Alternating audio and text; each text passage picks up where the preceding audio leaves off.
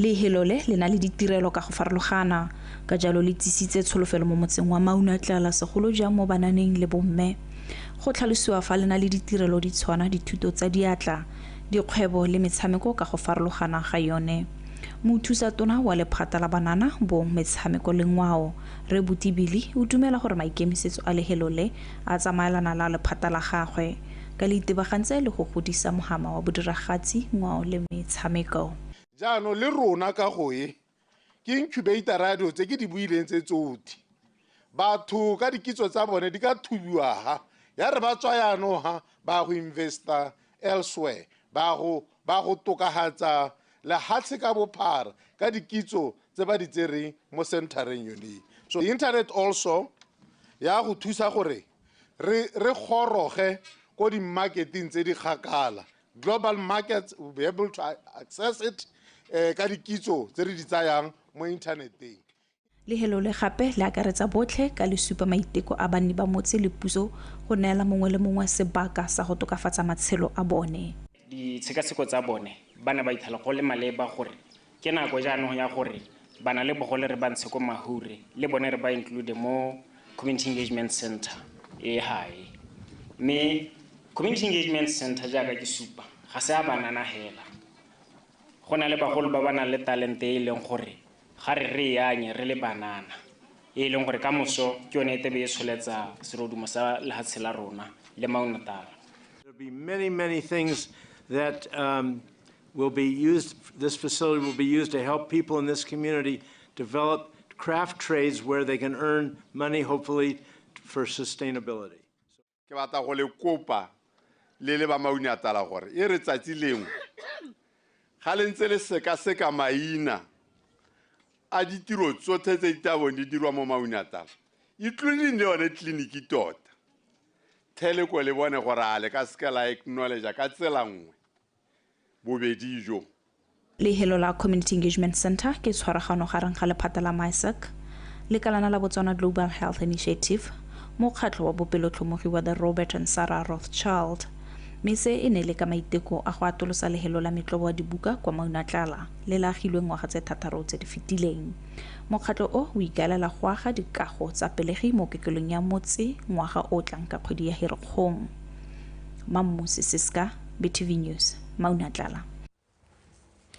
Legato la bobedi la mogwanto wa Walk for Life o nengwe eteletswe pele ke lekalana la ditirelo tsa botsogo kwa kgaolong ya Kweneng le weditswe ka matlhatso kwa lebaleng la metshameko la Molepolole.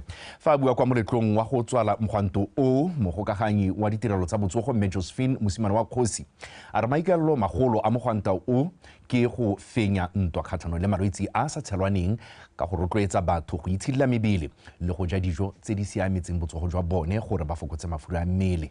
Budulo mogorosi ke o. Legato la bobedi la mogwanto wa sekgele sa 100 km o bidiwang Walk for Life monongwaga o simoloditswe kwa motseng wa Ditshegwane. Mogwanto o ne wa akaretsa ditirelo tse di farologaneng di tshwana itshidilo mmele go itlhatlhobela malwetse a farologaneng. Go ya ka ba lephata la botsogo mogwanto o itebagantse le go tsibogela Batswana ka malwetse a sa tshelwaneng a tsweletseng ka go golela pele. Re hopotsa mebele e metona ka go promouta kana go rotloetsa gore le itshidile mmele le go ja sentle. Re be re boe gape ra pe sentle re je sentle ke ra re hopotsa go thela mahura mo dijong. Dijo tsa rona ya tse re di itseng tsa Setswana wa ba bogolenyana hale.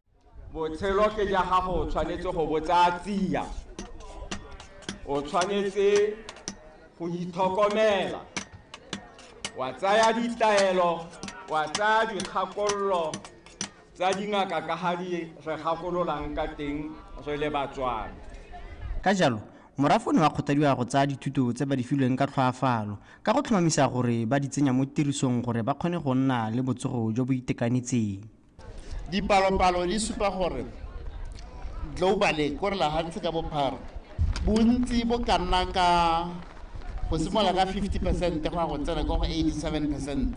Dintsho tsa teng ke tse di dirwang ke malwetse a sa tshelanweng. Le mo Botswana le gone dipalo tse di a re ama go supega jalo gore dipalo tse re na le tsone 50% dampo se phatlo sa dintsho tse re setseng re di itemogela di dirwa ampo di bakiwa ko ona malwetse one malwetse a etsang malwetse a pelo malwetse a etsang madi a matona kana high blood pressure e le one bolwetse bo re kitseng gore bo itse ra bo itse ha o tshwanetse gore o tsamaela ha ile 2 kilometers o tsena mo koloing selo se sa re kwahatsa gompieno re tsena mo maranyaneng ra go ira dio tse tsotlhe motho o sa lo nna mo stilong phakela o tobetsa o tobetsa mmele ona o sa bereke jang dilo tse go ta re senke manano a tshwanang le one re rotloetsa campaign ya gore re itshidile re hopotse madi kanti ditshenyegelo tse puso e nang le tsone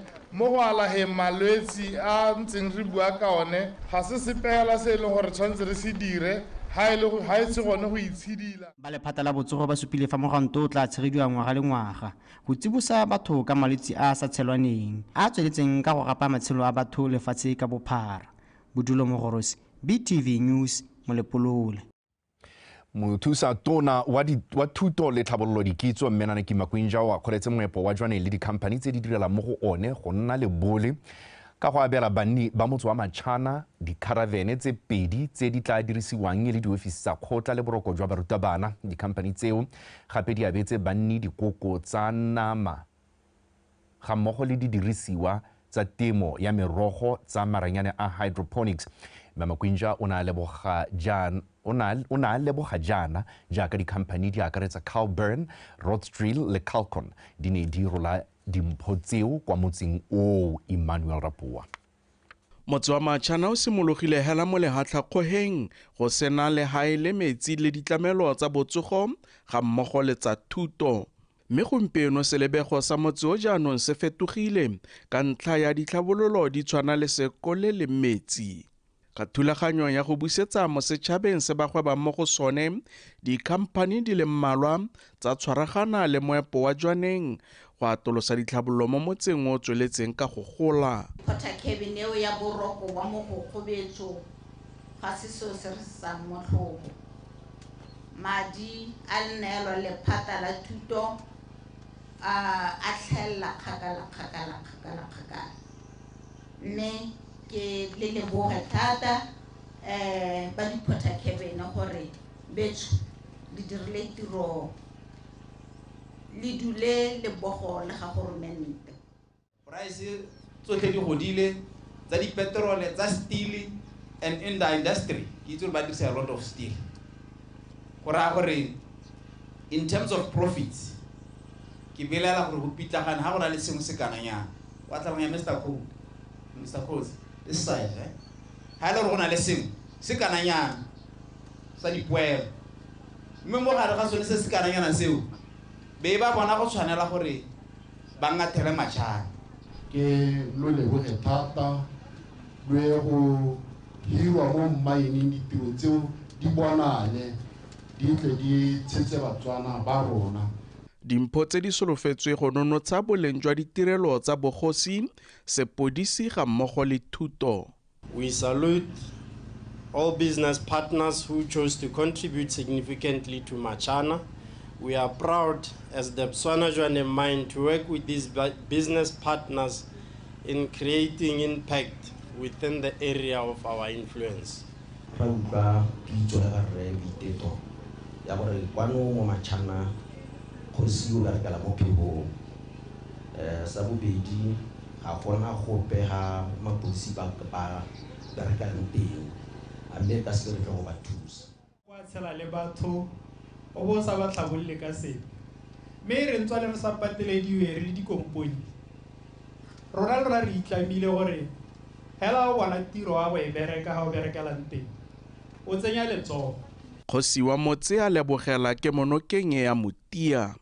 Ra hetoga ra bona ke ne tso ofisi kwa kgotleng ke ne ke le mo stharing hela re simolotse ke buela dikgang ke le mo stharing go sena go pega go nnang teng. We just want to say thank you Botswana gore malatsi ba tlokomela Batswana sentle ba tsa di company tsa Batswana ba di tlisa kwano go jwaneng le rona re thusa batho. e re ka thuto e le seikokotlelo sa boammaaruri ka e ka thusa go tsisa ditlhabololo tsa sennelaruri e le jwa e le yone bogadi bo gaufi go ka lwantsha le go fedisa lehuma le gone go godisa ditlhabololo. Emmanuel Rapoa, BTV News, Matšhana. Maloko a ntlo ya dikgosi a ne a etetse sepatala sa Seketumile Masire bošeng go se bona le go itse ka botlalo ditirelo tse di bonang kwa go sone fa a bua mo loetong leo modulasetulo wa ntlo ya dikgosi Kgosi Puso Gaborone a re sepatala seo ke sa maemo a ntlha mme ebile se diragatsa thulaganyo ya puso ya go fokotsa ditshenyegelo tsa go isa balwetse kwa ntle ga lefatshe leno go latela ditirelo tsa botsogo. A re utlwe Theri Makgweng. Go agiwa ga sepatela se sa Seketumile Masire go tile ka nako e maleba e puso e neng e lebile go fokotsa ditshenyegelo tsa go isa balwetse kwa ntle ga lefatshe leno. Sepatela se ke sa maemo a ntlha mme ebile ditirelo tsa sone di tsamaelana le maitamo a lefatshe leno a go tlhomamisa gore batho botlhe ba na le boitekanelo jo bo siameng. Ka jaana se fa le ditirelo tse di ntseng di seo mo lefatsheng leno. Mme ke dumela kere ka maiteko a ra bonang mosepele o le o neng batho ba ntse ba o tsaya tota o botsegile ka gore jaanong mo lefatsheng la rona ra itse go bana ba rona re ba isa dikweleng go ithutela tsa bongaka mme puso e tsweletse gape ka fa e baya infrastructure e ka netefatsang gore Batswana ba bona ditlamelo tse di tshwanetseng. Dintlha ka botalo tsa ditirelo tsa sepatela se di ne tsa nangolwa tse di akaretsang gore ke se se faphegileng mme ebile e le sa puso le gore se tshwaragane le sekolo sa ithutelo ditiro sa UB go fa baithuti ba sekolo seo sebaka sa go nna le maitemogelo mo dithutong tsa bone tsa bongaka. Ntle ke re hala ke re kokelo ya ga goromente e rekisang ditirelo tsa yone ikemetse ka bonosi private facility. Selekanyo sa bolwetse ba re ka ba amogela mo sepateleng se ke 450 450 bed capacity. Re kokelo e fang ditirelo tsa maemo a gapegileng ebile di sa bone gope gape. Didirisiwa tsa sepatela seo di ne tsa kaiwa tse bontsi jwa tsone e leng tsa boleng jo bo go godimo ebile di lopile madimadi. Rena le malao a ileng gore one ke malwetse ke malao a beetsweng malwetse a re a bitsang gore ke ya go internal medicine ke malao a le 118 mme malao a harologantswe jalo ka bo rre a harologanngwe jalo le ka bo mme malao a harologantswe jalo le ka malwetse a harologaneng a ileng gore gongwe batho ba ba treng ba le gone go go tlhokomelwang balwetse ba ba go internal medicine ba tle ba le mo malaong one a harologaneng ka tsela e ntseng jalo.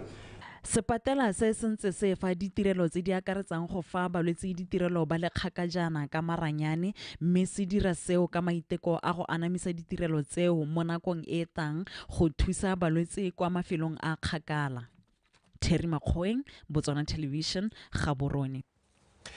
Morutabana ditiro tsa diatla di tshwana go sega le go roka diaparo ba sale ba botlana go tlhalositswe fa go le botlhokwa ka jana go ka thusa go godisa mahama o monogae. Se senogile kwa moletlong wa go supa diaparo tse di segilweng wa Fashion Without Borders o maikaelelo a one e leng go rotloetsa basegi mo kgaolong ya Aforika. Go boletse Mamboitshwarelo wa latela. Kgaolo ya Aforika e tswa kgakala e beele thata mo mafatsheng a kwa moseja go reka diaparo mo go one fela basegi ba diaparo monogae ba na le tumelo e ntsi ya gore pharologanyo eo e ka tswalwa ka go gagamatsa dithuto tsa tiro eo mo baneng ba sale ba botana gore ba gole ka yone. We should nurture them when they're young. They should start when they're young because nowadays life is difficult. Schooling only can be the issue. So when we start them young, they grow and they love, they have passion, it's fine. I genuinely started doing fashion design in African print because I felt like Africa was not highlighted as much. I felt like also Western fashion is like dominating the whole world. And I felt like also young kids also need to be indigenous and just wear their African prints and wear their attire every single day if they want to. It's my grandmother who told me if I start a fashion show line, and I said okay. you'll do amazing. Never give up. So never give up. Bosigijo jwa diaparo ga se kgwebo fela mme bo ka dirisiwa gape go gasa molaetsa ka dilo dingwe tse di tshwenyang di akaretsa kgokgontsho. And I've done many initiatives like the Fashion Against Bullying because I've been bullied a lot in the past. So I started an initiative for young kids who are also being bullied to speak up about it and for something to be done about it. Bafenyi mo ditshobong tseo ba tla nna le sebaka sa go rutuntsiwa ka bosegi jwa diaparo kwa Aforika Borwa ka kgwedi ya Motsheganong ngwaga o o tlang. Go boletse mang boitshwarelo Botswana Television. Gaborone motho ya swente re gategela go ne go fo mme go akologa gore tsa se go di latela kgante jana ka nako ya bo roba bobedi kana gate wa esi ga wele ba metshameko ke bago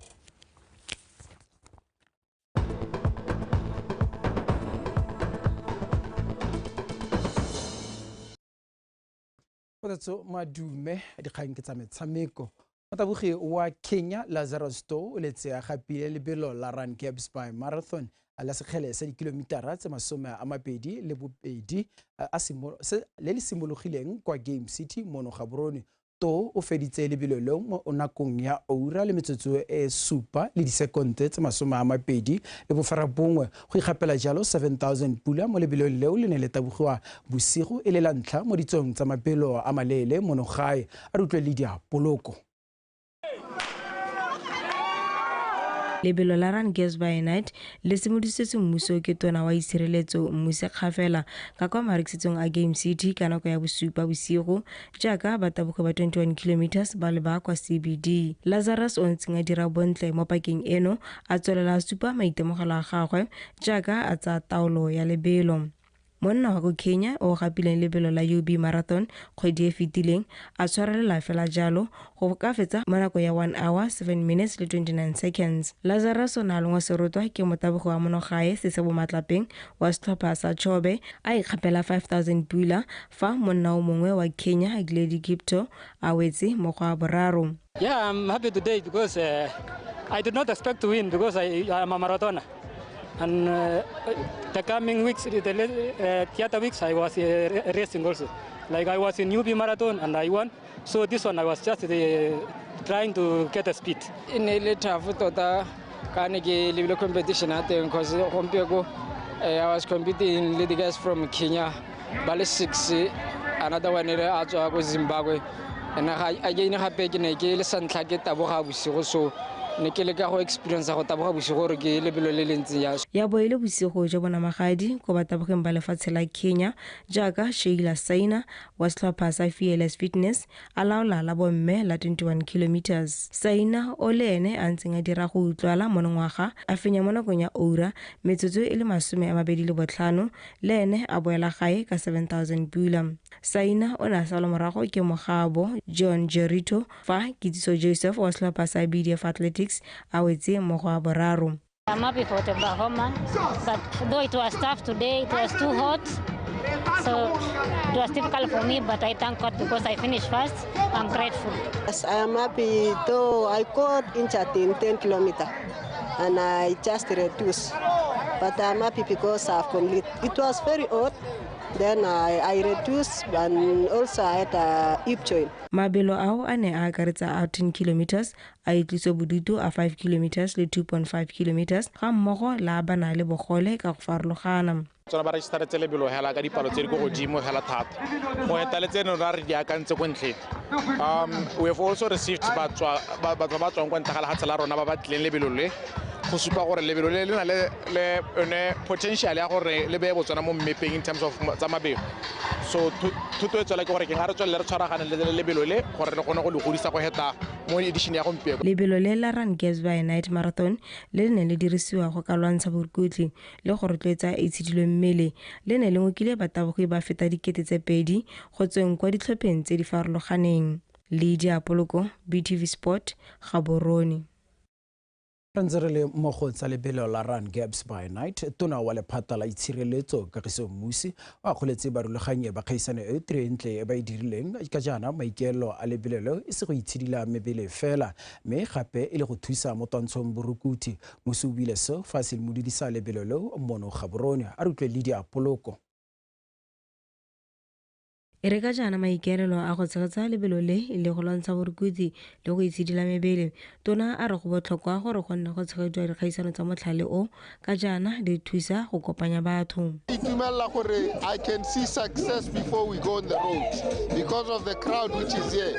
2,000 people registered for this race tonight. It's very exciting, and we are going to run in the streets of Gaborone to try and develop peace in this country, safety and security for our people and for our nation.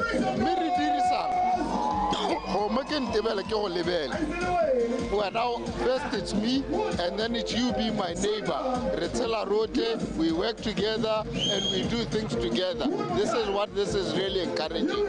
European Union delegation in Gaborone is strongly supporting the government plans of Mayor of Gaborone to create safe roads, safe passage for runners, for cyclists, for pedestrians, so everyone will be having possibility to run safely with not harming with motorcyclists and the roads.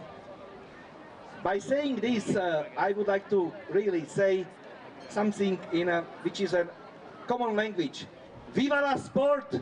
Tlhaela go na le benefits tsa teng tsa ntlhaela ke tsa botsogo tse e le gore ya ka batho ba ntse ba itshidila mebele yana go hokotsa go ya go bongakeng kana go dipateleng yaanong gape gone hela yana ka go iragala seemo se go ke nako ya go socialize le go network, so it's one of the benefits ya ka bona batho ba ntse ba buisana ba reng ke so se siameng thata le for safety gape ya batho ya ka ba kgobokana gape ile e leng gore e na le ba sepodisi mo teng. Tona o ne a tswelela a rotloetsa setšhaba ka kakaretso go ka tsaya dikgang tsa itshireletso ka tlhoafalo ka se se ka thusa go fokotsa borukutlhi. I want to encourage us, we should be very open and transparent about security.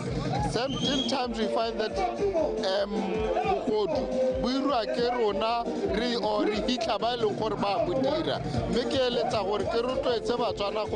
let us know, say no to crime in any form, whether it's GBV, whether it's child abuse, whether it's stealing properties, tabato. Let us say no to them from now onwards.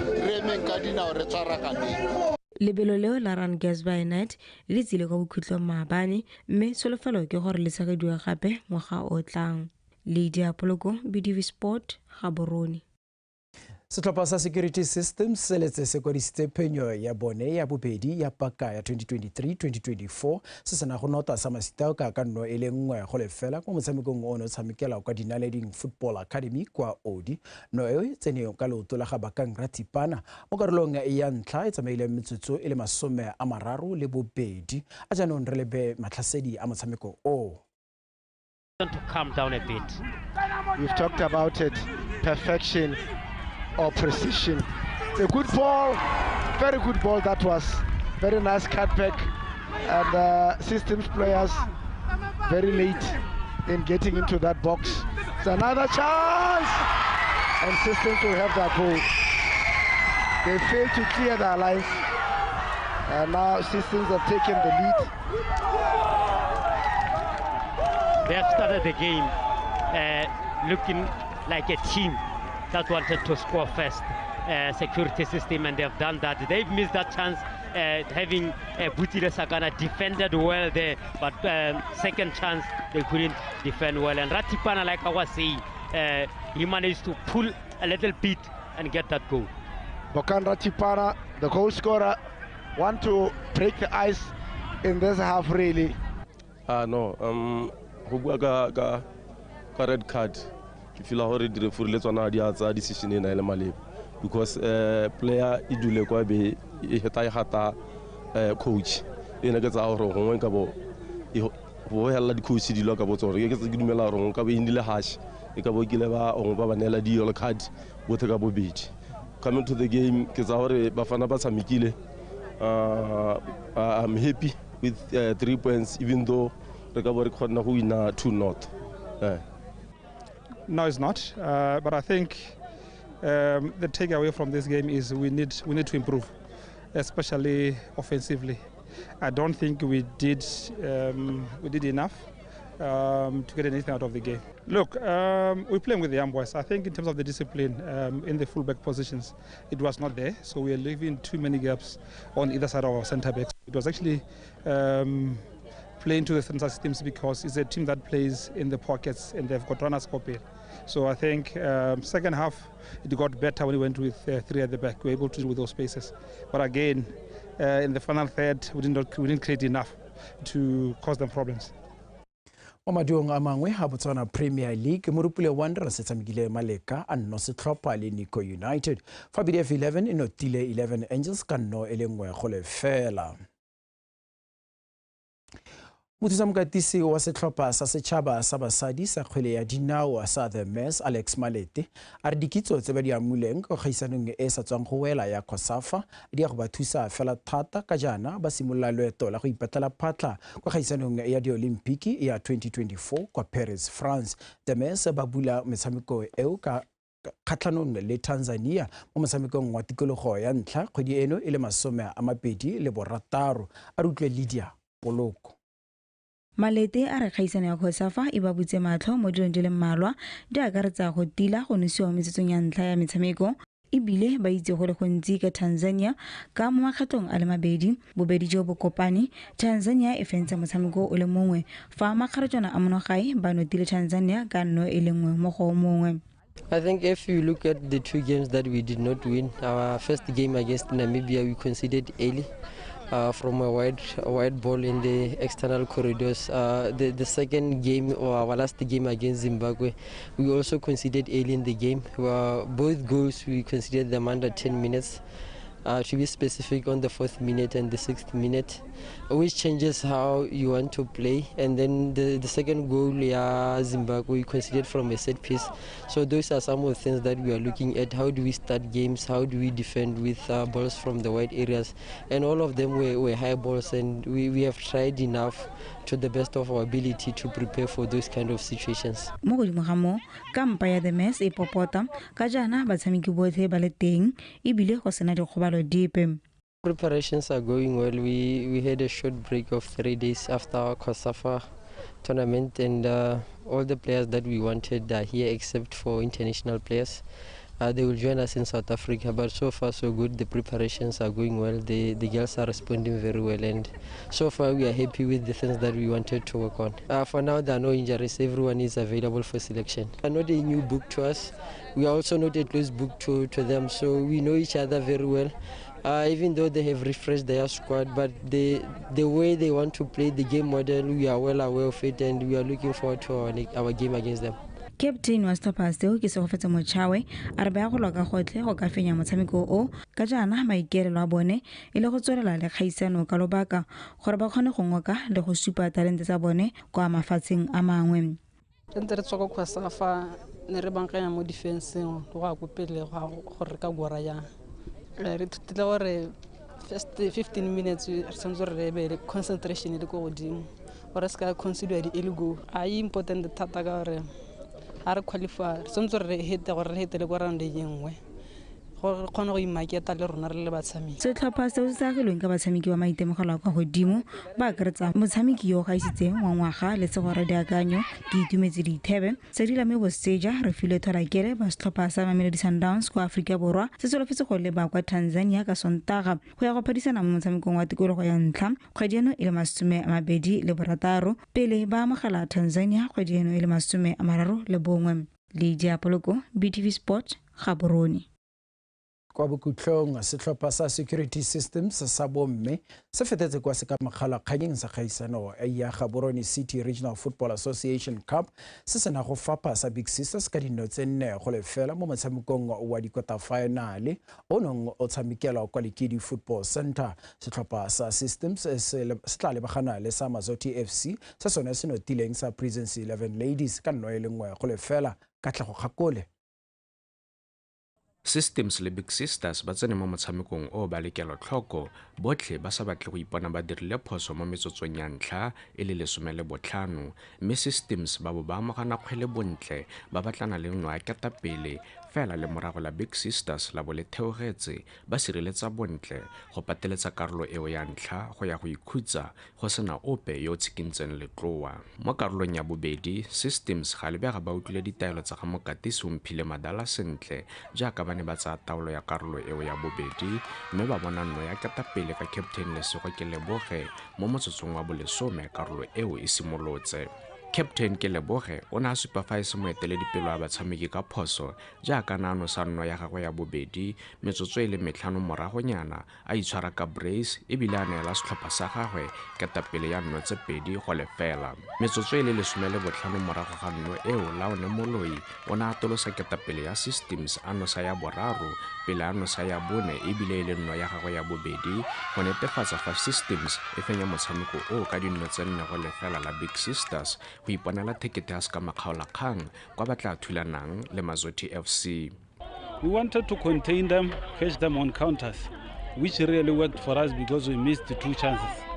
Yeah, we could have been 2-0 up, but the substitution of our striker due to work commitments, she understood what we wanted, but in the half-time we had to sub her work commitment, so things started changing now.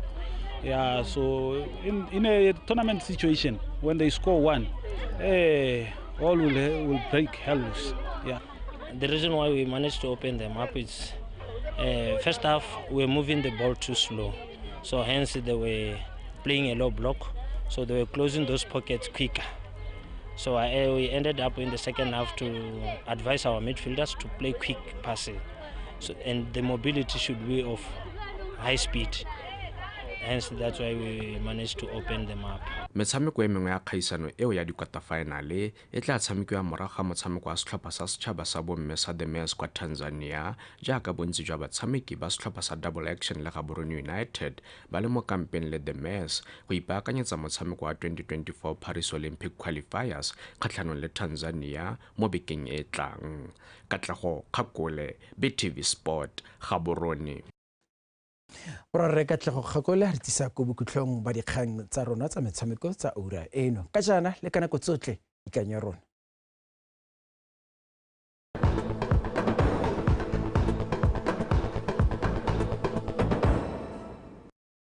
Setsore be go thibile go tle go thibi ka bontlhabong mo dikgalong tsa borore gare le bokoni botlhaba fa dikgalo tsa bokoni jwa le gare tshobe leng gabe gone re setse gore be go thibile ka bontlhabongwe fa mo mafelong a mangwe gone re setse re go bona le dibata tsa maru mo tsamaong ya nako mo maphakeleng gone setse go ikutlwa go le mololo mo dikgalong tsa gantsi kgalagadi le borwa ka 12 go ya go 15 fa dikgalo tsa borwa botlhaba kgatleng kweneng le borwa jwa le gare gone setse gore be go le bothitho ka 16 go ya go 10 fa mafelong a mangwe setse gore be go le mogote ka 21 go ya go 23 fa re lebella mo tshokolong gone setse go ikutlwa go le mogote mo dikgalong tsa kgalagadi borwa botlhaba kgatleng kweneng borwa le gare le bokoni botlhaba ka 33 go ya go 35 fa kgaolo ya gantsi gone setse gore be go le mogote ka 36 go ya go 37 fa mo mafelong a mangwe gone re setse gore be go le mogote o tseneletseng ka jalo setšhaba se rotloediwa go ipabalela mo mogoteng o. Fa re lebella melelo e šang gone go na le melelo e mešwa mo dikgalong tsa Ngabe borwa le legare. Fa re lebella bodiphatsa tsa gore mollo o tswa mo taolong gone go supa bodiphatsa bo le go godimo thata lefatshe leno ka bophara ka jalo setšhaba se rotloediwa go tshwara molelo ka kelotlhoko. Fa re lebella ditoropo dingwe mo borwa ba Aforika gone re setse re be go thibile ka bontlhabong ko Port Elizabeth ka 25 go apogile ko Maseru ga mmogo le ko Manzini ka 25 ko Manzini 23 ko Maseru. Antra le gona re setse pula diphefo di kgadima ka 26 fa go Beira le Harare gona se tsere go thibile ka bontlhabong ka 30 ko Harare 31 ko Beira. Pula ko Dar es Salaam ga mmogo le ko Blantyre ka 30 ko Blantyre 32 ko Dar es Salaam.